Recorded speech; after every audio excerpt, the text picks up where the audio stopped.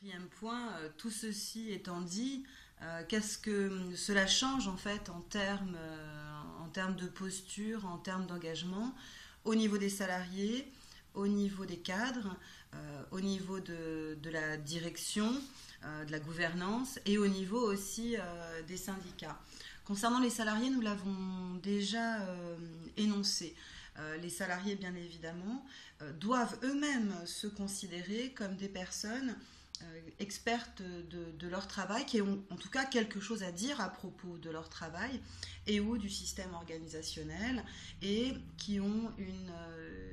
une idée de la façon dont ils pourraient travailler mieux afin d'atteindre leurs objectifs. Mieux personnellement, mais aussi de manière collective, au regard de la situation de travail à laquelle ils sont confrontés, ou tout du moins avec laquelle ils interagissent. Concernant les cadres, et là on va renvoyer d'une part aux données statistiques énoncées lors de la première capsule, mais aussi à ce New Public Management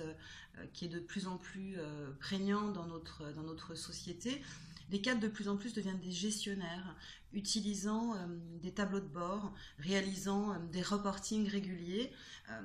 les invitants ou les obligeant, les contraignant, enfin peu importe, à rester dans leur bureau de façon à privilégier une posture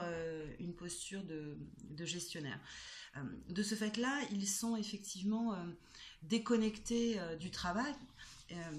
des salariés, en tout cas, ont de moins en moins de temps pour s'en préoccuper, sont de moins en moins aux prises avec la réalité du terrain. Le même rapport Un acte et un acte, d'ailleurs, dira, hein, ce n'est pas un trop d'encadrement que les équipes dénoncent, un encadrement qui mettrait sous pression, sous contrôle, mais au contraire un éloignement du terrain, une absence. Ils rajouteront, il s'agit, alors pour le cadre, hein, en faveur du cadre, d'opérer le désempêchement des managers, ce qui nécessite de redonner du temps, des moyens et de la valeur aux activités de régulation de travail. Cette recherche peut prendre la forme de différents types d'aménagements, limitation de l'information descendante et des tâches de reporting, simplification des procédures, redistribution des tâches connexes à des personnes de soutien, logistique.